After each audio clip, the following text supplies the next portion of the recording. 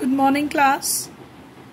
The Tiger King, chapter 2 of Vistas was earlier started in your previous class, which is written by Kalki. We have already covered 3 parts of this chapter in your previous class, and today we will move on further. But before we move on further, let me just recall all what we have done in the previous class from this chapter, The Tiger King. We come to know that the Maharaja of Pratibandhanpuram is the hero of the story. He is the protagonist and he was famous as the Tiger King. As soon as he was born, the chief astrologer of his kingdom predicted about his death that he would die because of tiger. So he must be very particularly careful about from the 100th tiger. So this king started hunting tigers. So this story reflects how this Tiger King, the place where we have completed 3 parts of the chapter, we come to know that how this Tiger King started out on a tiger hunt and he killed many tigers so that he could avoid his death because of tiger. And furthermore, the suspense will be revealed in the next part of the chapter that what happened later. So we will be starting with the next part. We left on page number 12 last time, and we are going to start with the 4th part of the chapter, that is, the Maharaja tiger hunts continued to be highly successful. Within 10 years, he was able to kill 70 tigers, and then an unforeseen hurdle brought his mission to a standstill. The tiger population became extinct in the forest of Pratibandhanpuram. Who knows whether the tigers practiced birth control or committed harakiri or simply ran away from the state because they desired to be shot by British hands alone.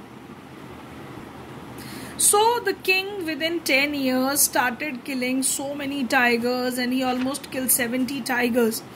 So this also reflects how cruel the king was towards animal life, and mindlessly he started killing tigers just to save his life from killing tiger. And here sarcastic remark is given by the author where he says that whether we don't know that he has tigers have birth controlled or they have committed harakiri. Harakiri refers to suicide.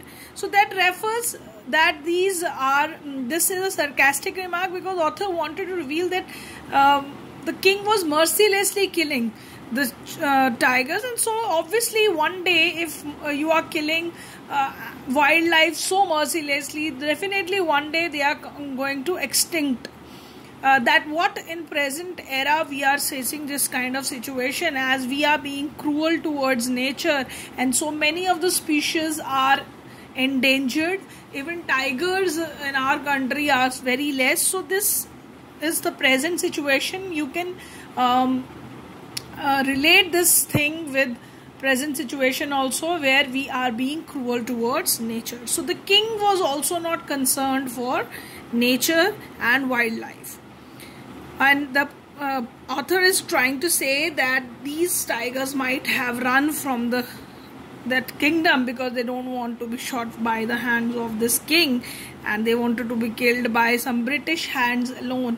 So that also reflects that not only this king but other British officers were also killing tigers in different parts of the country, where just to show their power, just to satisfy their desire for hunting, just for mere enjoyment, they are killing wildlife.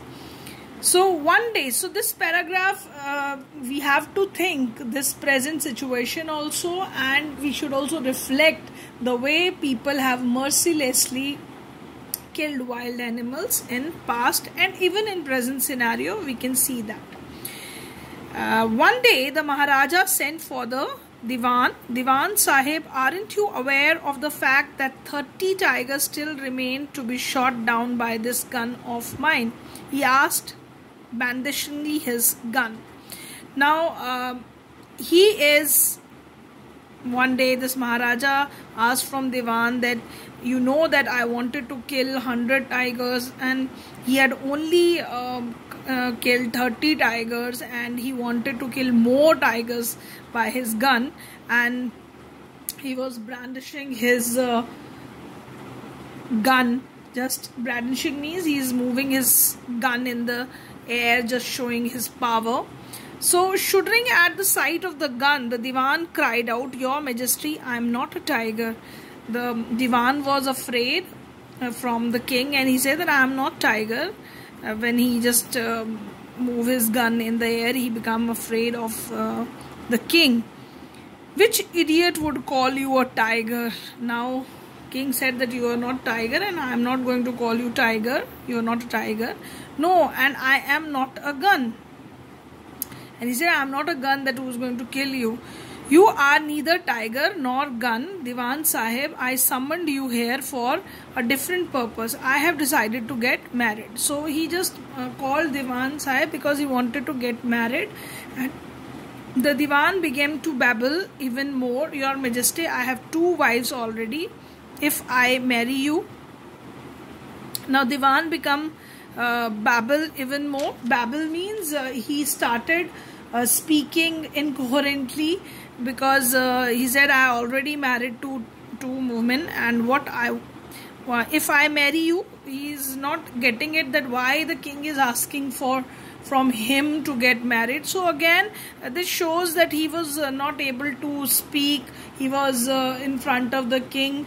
This reflects that all the people in his court, they were afraid of king. They are not able to speak properly in front of the king. He had made such a terror among his officials. Don't talk nonsense. Why should I marry you? What I want is a tiger. So he says that I wanted a tiger, and that's why I wanted to get married. So the Diwan was not able to get what the king trying to say. Your Majesty, please think it over. Your ancestors were married to the sword. If you like, marry the gun. A tiger king is more than enough for the state. It doesn't need a tiger queen as well. So he says that please think over this again, because earlier kings used to marry to swords, and he said that if you like marrying, you can also get married to gun. So they don't want more people in this calling with the name of tiger queen. He's afraid that if the king gets married, the wife of king will also started killing the tigers, and they don't want any tiger queen. The Maharaja gave a loud crack of laughter at this joke. I am not thinking of marrying either a tiger or a gun, but a girl from the rank of human beings. First, you may draw up statistics of tiger population in different native states. Next, you may investigate if there is a girl I can marry in the royal family of the state with a large tiger population. So the king is also not concerned with what kind of girl he is going to marry, but he was more concerned that he should get married to the girl who belongs from a royal family state which has the more and more tiger population, so that he can go there and kill some more tigers. So he is not concerned with the getting married, but rather is more concerned that he should get married to the princess whose kingdom has more number of tigers. So he asked the Diwan about it, that first he should search for the tiger population in different states. The Diwan followed his orders. He found the right girl from a state which possessed a large number of tigers. So he searched for the right state where a number of tigers were there. Maharaja Jang Bahadur killed 5 or 6 tigers each time he visited his father-in-law. In this manner, 99 tiger skins adorned the walls of the reception hall in Pratibandhanpuram Palace. So, when he got married to the princess whose kingdom has a lot of tigers, so what he did, this Jang Bahadur, Maharaja Jang Bahadur, whenever he went to his father-in-law's place, he used to kill 5-6 tigers at one time, and thus 99 tigers were hanging on the walls of the palace of the king.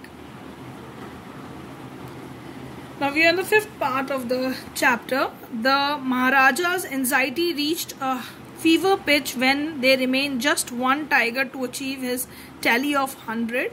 He had this one thought during the day and same dream at night. By this time, the tiger farm had run dry even in his father-in-law's kingdom. It became impossible to locate tigers anywhere, yet only one more was needed. If he could kill just that one single beast, the Maharaja would have no fear left. He could give up tiger hunting altogether. So, only one tiger was remaining. He was worried that he should be able to kill the tigers.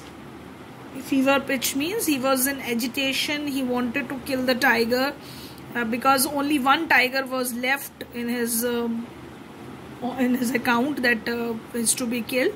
So what he did is, he, even in his father-in-law's kingdom, no more tigers are left because he killed so many tigers there also.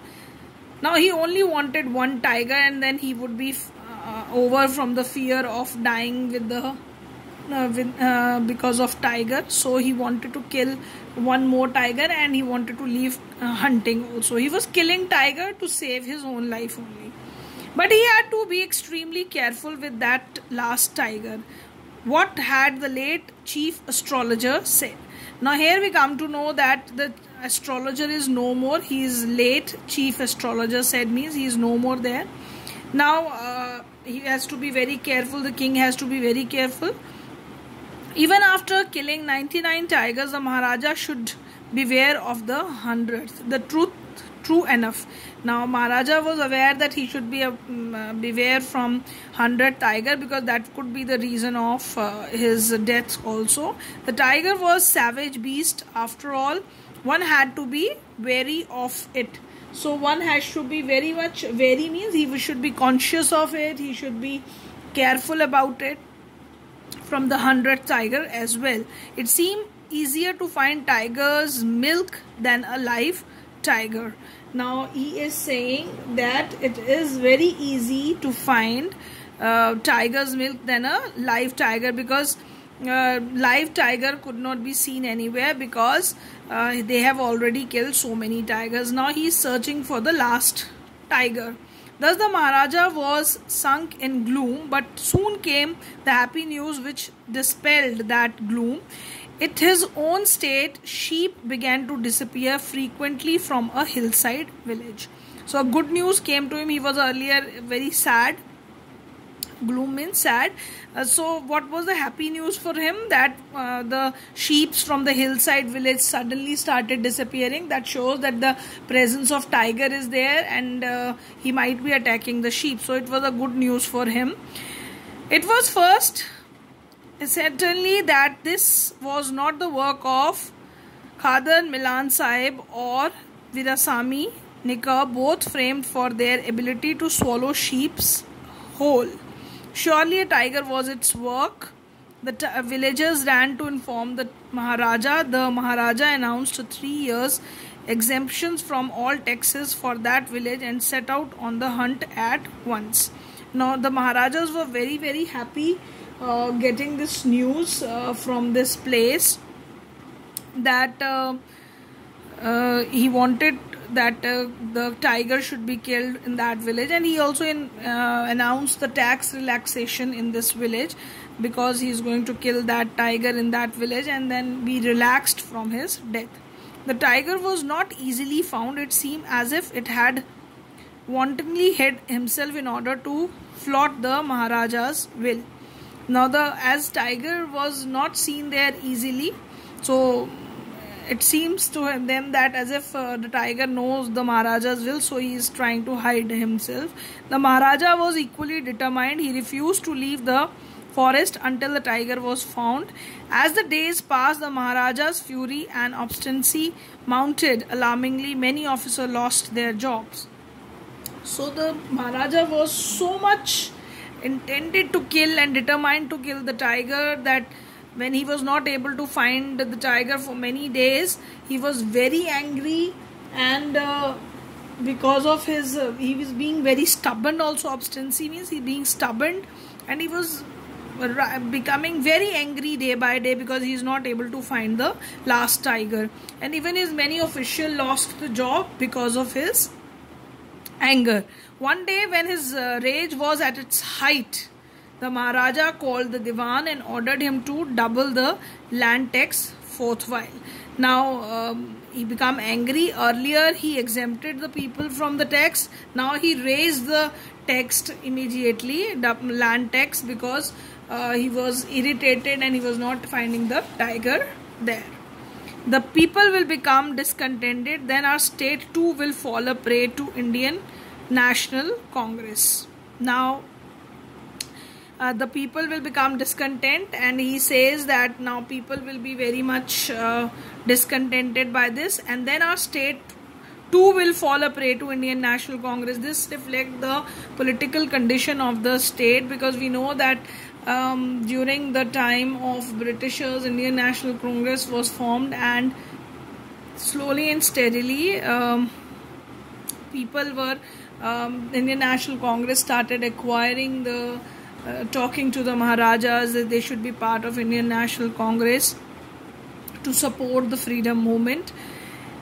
So that is reflecting the condition of country, that when the kings were the kingdoms were about to finish, and single rule was later on applicable in the country. In that case, you may resign from your post, said the king. So he says that if the taxes are not going to come, you may said the king that you have to resign from your post. So he was angry on his all the officials because he is not getting the tiger. The Diwan went home convinced that if Maharaja did not find the tiger soon, the results could be catastrophic. He felt life returning from him only when he saw the tiger, which had been brought from the People's Park in Madras and kept hidden in his house. So Diwan was so much worried for his job, and he know that this catastrophic, this means this disastrous condition would fall on their head. So he wanted to get removed from that. So what he did, he brought a tiger from the People's Park in Madras, and he kept that tiger hidden in his house. At midnight, when the town slept in peace, the Diwan and his aged wife dragged the tiger to the car and shoved it into the seat. So what they did, they put that tiger, his wife and he dragged the tiger to the car and shoved it to its seat. The Diwan himself drove the cart straight to the forest where the Maharaja was hunting, and then he took that car to the forest where Maharaja went for hunting. When they reached the forest, the tiger launched its satyagraha and refused to get out of the car. Now tiger was unwilling to come out of the car. The Diwan was thoroughly exhausted in his effort to haul the beast out of the car and pushed it down to the ground. Now Diwan was also feeling very much tired putting the tiger out of the car, because the tiger was unwilling to come out of the car. Now Diwan was framing an artificial condition so that the king could kill his 100th tiger. On the following day, that also shows that how the people who were working under the kings, they were afraid of them, and so that they don't lose their job. So how artificially he planned his hunting. On the following day, some old tiger wandered into the Maharaja's presence and stood as if in humble supplication. Master, what do you command of me? It was with boundless joy that the Maharaja took careful aim at the beast, the tiger fell in the crumpled heap. Now next day what happened? The same old tiger which was brought from Madras People's Park. So this tiger was wandering in Maharaja's presence and stood as if in humble supplications. Now he was right in front of him. He was supplications refers to as if he is giving a polite request. Ki, what is your command? You kill me, that kind of thing. Now Maharaja was very happy to look at this animal because it was his 100th tiger. I have killed the 100th tiger. My woe has been fulfilled. The Maharaja was overcome with elation. Ordered the tiger to be brought to the capital in grand possession. The Maharaja hastened away in his car. After the Maharaja left, the hunters went to take a closer look at the tiger. The tiger looked back at them, rolled its eyes in bafflement. The men realized that the tiger was not dead. The bullet has missed it. Now when the king killed this beast, he was very happy that he has killed the 100th tiger, and his whatever woe he has taken, it was now fulfilled. So he wanted that this body of this tiger should be brought to the kingdom with very pomp and show, because it was his 100th tiger. That elation refers to joy and happiness and excitement. With that pomp and show, it should be brought to the kingdom. So he went to his car and went to his kingdom. But when Maharaja was left, the hunter went to near the tiger, and they found that the king's bullet missed the mark and the tiger was not dead. The bullet is missed. It had fainted from the shock of the bullet whizzed past. The tiger has fainted because the bullet just gave him a shock on the side. So the tiger was only fainted. They decided that what Maharaja must not come to know that he had missed his target. So that all the king people decided not to tell this to the king that he missed the target. If he did, they could lose their jobs. They were so much afraid of him that they know that if this is going to happen, they are going to lose their jobs. One of the hunters took aim from a distance of 1 foot and shot the tiger. So one of the hunter killed the tiger at that time. This time he killed it without missing his mark. Now this tiger was now killed. The king was not able to kill it. He missed his target, but a hunter killed the tiger, this 100th tiger, because they don't want to lose the job, because the king would be very angry at it. Then, as commanded by the king, the dead tiger was taken in possession through the town and buried. A tomb was erected over it. A few days later, Maharaja's son's 3rd birthday was celebrated. Until then, Maharaja had given his entire mind over to tiger hunting. He had not time to spare for his crown prince. But now the king turned his attention to the child. He wished to give him some special gift on his birthday. He went to the shopping center in the Pratibandhanpuram and searched his shop but couldn't find anything suitable. Finally, he spotted a wooden tiger in the toy shop and decided it was the perfect gift. So this dead tiger was taken in the possession to the city, and there was a tomb erected over there to show that the king has killed 100 tiger. And now after few days, Maharaja's son's 3rd birthday was there. So he was not earlier giving much attention to his son's upbringing. So now he wanted that on his birthday he should give him a special gift, and he selected a wooden tiger for his son. And he found it a perfect gift. The wooden tiger cost only 2 annas and a quarter, but the shopkeeper knew that if he quoted such a low price to Maharaja, he would be punished under the rule of emergency. So he said, "Your Majesty, this is extremely rare example of craftsmanship, a bargain at 300 rupees. Now see, again this shows the pomp and show of big kings. Although that tiger was just 2 annas, 2¼ annas, but this craftsman know that if he is going to quote such a low price for tiger as it is liked by the king, so he just presented the tiger as a good example of craftsmanship and said that it is of 300 rupees. So king was very happy at the price, so he consider it as good gift. Let this be your offering to the crown prince on his birthday, said the king, and took it away with him. So he took the wooden tiger toy with him.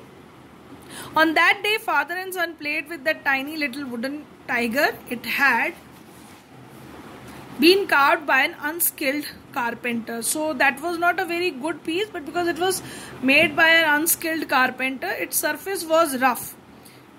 The toy surface was not very smooth, but tiny slivers of wood stood up like quills all over it.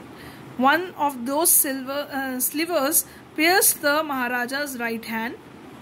He pulled it out with his left hand and continued to play with the prince. As the surface of that toy is not very smooth, and slivers refers to a small piece of something, or a very thin piece of something. So it pierced under the right hand of Maharaja, but he just pulled it out and then he started playing with it. The next day, infection flared in Maharaja's right hand. So due to that sliver, the infection was there in Maharaja's hand, and the fourth day developed into a suppurating sore which spread all over the arm. Now this was this small sliver which was stuck in the hand of the infection spread so much, so it becomes a very flowing up pus with, suppurating sore refers to when the sore is filled with pus. The wound is full of pus and it spread all over his arm. 3 famous surgeons were brought from Madras. After holding a consultation, they decided to operate. So all of them decided that they should operate this wound. The operation took place. The 3 surgeons who performed it came out of the theatre and announced the operation was successful. The Maharaja is dead. But the operation was successful, but due to this, even Maharaja is dead. In this manner, the 100th tiger took its final revenge upon the Tiger King. And this shows that how 100th tiger, it is the irony in the end of the story that actually the tiger, the king was afraid of live tiger, but actually he was killed by the 100th tiger, which was not an actual tiger but which was made of wood. So that's how the irony is reflected in the story. So this type of irony is called as dramatic irony, where in the end something very surprising came out. He was aware, he was thinking that a live tiger is going to kill him, but he was killed by the wooden tiger. So the story not only reflects us that how the king was not concerned for the wildlife, his behavior was self-centered, he was only concerned about his own life, not considering the wildlife. Many animals, tigers were killed by him, 99 tigers he killed. And a show off is also there, where he tried to save himself by bribing British officers. He was spending a lot of money on hunts. Even he chooses life partner where he could get married based on the tiger hunt. So it's all self-centered kind of king he was. So this story is ended here, and we have completed this chapter. After this, in this homework portal, I'll be sending you very short answer type questions, probably of 1 line, which you will be searching from the story, understanding the story. In 1 or 2 lines, you are going to answer those short questions from the story. With this, children, I end this chapter. Thank you very much.